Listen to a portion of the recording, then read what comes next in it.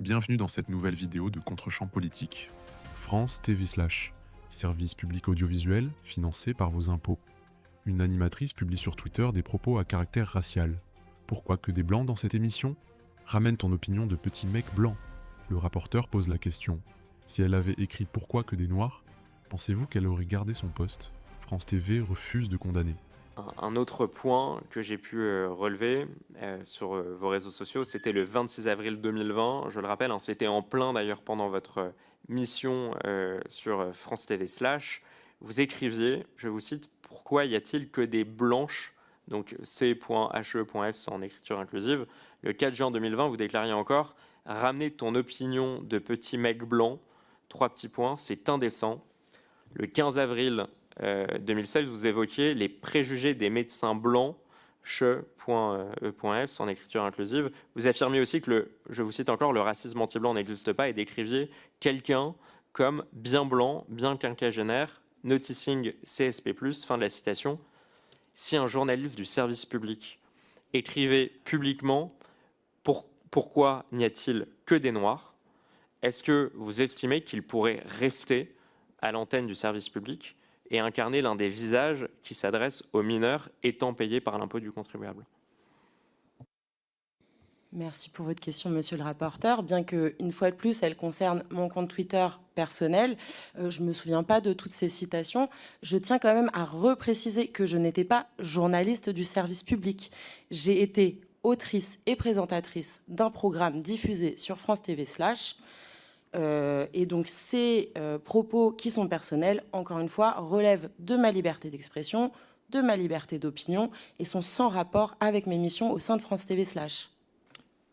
Juste pour qu'on puisse avancer, je pense que c'est important effectivement qu'on puisse aussi s'interroger sur, effectivement, on peut poser une question légitime, pourquoi France TV Slash a souhaité travailler avec vous, est-ce qu'ils avaient pris en compte vos contenus, voilà, mais je pense qu'il faut qu'on avance parce que votre compte X n'était pas le compte Slash. La vraie question c'est, enfin la vraie question, les questions du rapporteur sont des vraies questions, mais une question importante puisqu'on a les représentants de Slash, monsieur le rapporteur, c'est peut-être de comprendre comment s'est noué ce partenariat, et parce que votre compte Twitter, c'est pas le compte de Slash. Nous, ce qui nous intéresse, c'est Slash, qui appartient à France Télévisions, qui a travaillé avec vous, et au regard des contenus que vous avez eu par ailleurs, par exemple sur X, ça nous pose question et ça nous interroge. Je crois que c'est ça le... Allez-y, monsieur le rapporteur. Merci, on monsieur Merci, monsieur le président. Si je vous pose ces questions, madame, c'est parce que vous expliquez, certes, vous êtes un prestataire du service public, vous portiez pendant de nombreuses années une mission du service public qui vous a été déléguée. Et quand vous expliquez sur votre réseau social, en même temps que vous portez cette mission de service public, je vous cite, « Pourquoi y a-t-il que des blancs ?» Est-ce que vous pensez vraiment que si quelqu'un qui portait aussi une mission de service public avait écrit sur son compte Twitter « Pourquoi y a-t-il que des noirs ?» Est-ce que vous ne pensez pas que la direction de France Télévisions vous aurait demandé du jour au lendemain, 1, de présenter vos excuses, ça aurait été parfaitement normal, et 2, de démissionner de votre poste? J'aimerais vous entendre là-dessus, parce que ces contenus, je pense, sont d'une grande gravité et particulièrement choquants. Merci pour cette précision, monsieur le rapporteur. De mon côté, je ne pense pas que ce soit ma capacité de répondre sur les décisions qu'aurait prises France Télévisions dans le cas où j'aurais eu d'autres propos.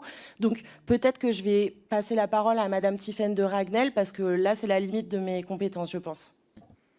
Ou peut-être pour comprendre, est-ce que vous interrogé sur pourquoi est-ce que c'est Diane Saint-Riquier avait été choisie pour présenter Sexy Souci. Et pour que tout le monde comprenne, parce que j'ai pas connaissance. Comme elle l'a rappelé. Est-ce que j'ai pas connaissance, pardon, le rapporteur n'a pas précisé, est-ce que les contenus que vous citez, monsieur le rapporteur, c'était pendant, d'accord. Donc est-ce que vous avez connaissance, par exemple, de ces contenus-là, et est-ce que vous, à France Télévisions, ils vous ont interpellé ces contenus qui n'étaient pas sur Slash et qui étaient sur un compte personnel? Est-ce que vous les avez regardés? Est-ce que certains vous l'avez alerté? Est-ce que ces contenus faits sur un compte Twitter vous avez ému, ça vous a amené à réinterroger votre partenariat? Bon, voilà, c'est pour essayer de comprendre. En tout cas, vous nous avez demandé pourquoi on avait choisi de travailler avec Diane Saint-Riquier, qui était, je le rappelle, salariée de France Télévisions Studio, qui était le producteur de ce programme. Nous avions choisi de travailler avec elle parce que, comme elle l'a rappelé dans son propos liminaire, c'est une experte sur les questions d'éducation et de sensibilisation aux questions de sexualité qui sont extrêmement importantes pour le public auquel on s'adresse dès 18-30 ans. Elle figure d'ailleurs dans l'annuaire des expertes qui est utilisé par l'ensemble des médias audiovisuels. Elle a été interviewée à de nombreuses reprises en tant que compte tenu de son expertise, notamment par le Conseil national du numérique qui était rattaché au gouvernement en 2024. Donc, elle n'a pas été écartée par la sphère publique à aucun moment. Par ailleurs, dans le règlement intérieur de France Télévisions, le contrôle des comptes Twitter et la politique d'encadrement de ce qui est dit sur le compte Twitter s'applique bien aux salariés de France Télévisions, ce qui n'a jamais été le cas de Diane Saint-Riquier. Pour nous, tant que ces propos n'étaient pas repris dans le cadre de l'émission Sexy Souci ou dans le cadre de France TV Slash, il n'y avait pas de problème et il n'était pas attribué à France Télévisions. C'est-à-dire si quelqu'un... Pardon pour la comparaison, monsieur le rapporteur, je ne compare pas du tout, parce que vous dites c'est grave, madame la directrice, donc je ne veux pas vous préciser. Ça pourrait laisser entendre que si demain, il y avait un de vos partenaires qui était, comment dire, responsable, qui commettait un délit, c'est pas ce que vous avez fait, Mme Saint-Riquier, c'est pas ce que je dis, mais comme vous venez d'expliquer que c'est parce qu'elle n'était pas salariée de France Télévisions, que Mme Saint-Riquier n'était pas salariée de France Télévisions, que finalement, ça vous regardait pas ce qui pouvait être écrit sur Twitter. Peut-être qu'il faut, enfin, c'est vraiment ce que vous affirmez. Ça veut dire... contrôle éditorial que nous exerçons sur les auteurs ou les producteurs, il s'applique au contenu que nous publions sur nos antennes et pas aux contenus qui sont d'accord. Donc ça veut dire que l'un de vos partenaires, qui ne relève pas de notre responsabilité. Mais ça veut dire que si l'un de vos partenaires éditoriaux, par ailleurs, pourrait, je ne sais pas moi, publier des contenus antisémites ou des contenus diffamatoires, ou j'essaye d'être très large dans mes qualificatifs, sur les réseaux sociaux, ça ne vous engage pas et vous ne vérifiez pas du tout? Ce qui nous engage, ce que je vous réponds, c'est que ce qui nous engage, c'est ce que nous publions sur nos comptes et pas des prises de position personnelles. Après, on peut, pour compléter, je vais peut-être passer la parole à Alexandre Dureux, vous expliquer aujourd'hui comment on fonctionne, puisque ces sujets ont pris aussi de plus en plus d'importance et sans doute plus qu'ils n'en avaient au moment où on travaillait avec Diane Saint-Riquier, un fonctionnement un peu différent. Je me permets simplement de rebondir, parce que je pense qu'il y a un point qui est majeur. Vous expliquez que ces contenus publiés par une prestataire à qui on délègue une mission de service public, qui incarne l'image d'une plateforme du service public, qui indique sur son propre compte Twitter au même moment qu'elle exerce ses fonctions, pourquoi y a-t-il que des blancs, par exemple, vous considérez que quel que soit le contenu, à partir du moment où ce n'est pas tenu à l'antenne ou que ce n'est pas tenu sur une plateforme directement de Slash ou de France Télévisions, il n'y a aucune forme de consigne qui est donnée, il n'y a aucune forme de sanction qui est faite. Donc je reprends la question du président, mais elle me semble très importante. Je n'ai pas l'impression d'avoir eu de réponse, mais en fait, on peut tenir n'importe quel propos sur ses propres réseaux sociaux personnels, même si on est lié par un contrat avec France Télévisions et qu'on incarne aussi France Télévisions vis-à-vis de public. Pour vous, il y a une liberté totale de la parole, quelles que soient les lois, d'ailleurs, que l'on entrave. Monsieur le rapporteur, je vous remercie. Cette question, elle est centrale. Aujourd'hui, les réseaux sociaux ont pris une place effectivement considérable. À chaque fois que nous travaillons avec un visage, avec une incarnation qui représente France Télévisions dans un contenu, nous validons évidemment éditorialement ces contenus qui sont fabriqués par des producteurs.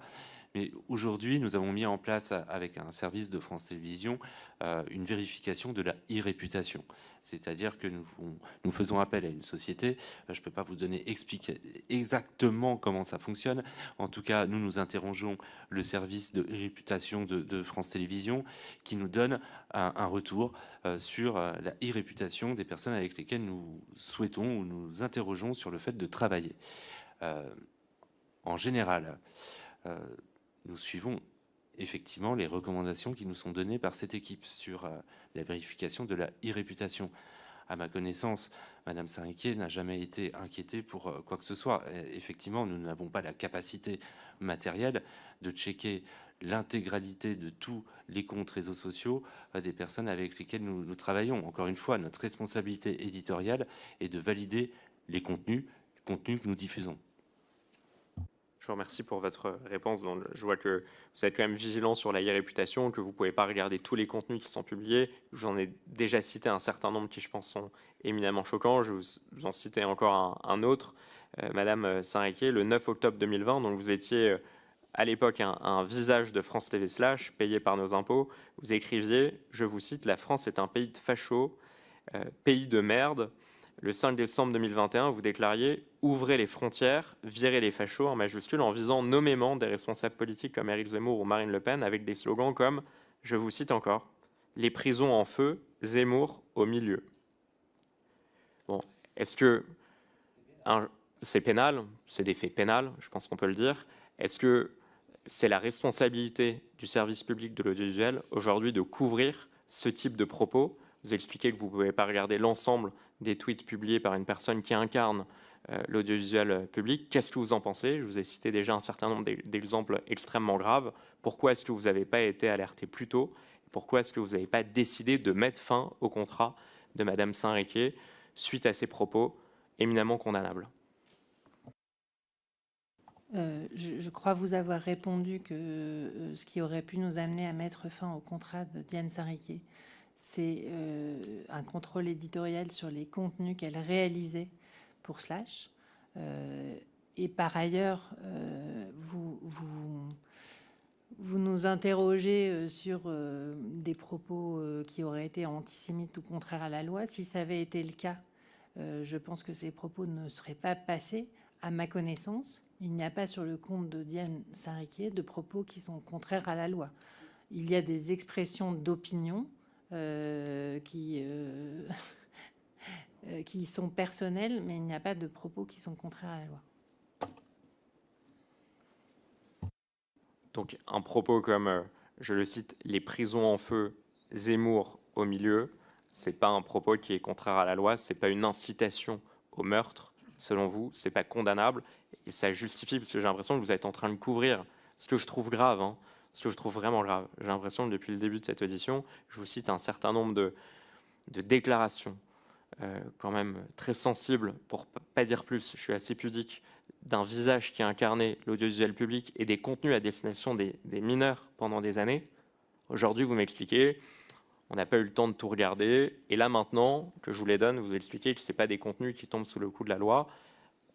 Un appel au meurtre, ce n'est pas un contenu qui tombe sous le coup de la loi. Pour vous, ça continue à être justifié. Vous ne voulez pas vous désolidariser de ces contenus quand même à caractère très violent ? Je peux juste vous rappeler que aujourd'hui, nous ne travaillons plus avec Diane Saint-Riquier, comme elle vous l'a rappelé en introduction. Ça fait 4 ans qu'elle ne travaille plus pour nous, mais sur toute la période où elle a travaillé pour nous, les contenus que nous avons publiés sur France TV / rentraient dans le cadre très précis de notre cahier des charges. Merci, madame. Dites-nous en commentaire ce que vous en avez pensé. Et abonnez-vous pour ne rien manquer des prochaines séquences parlementaires. A très vite sur Contre-champ politique.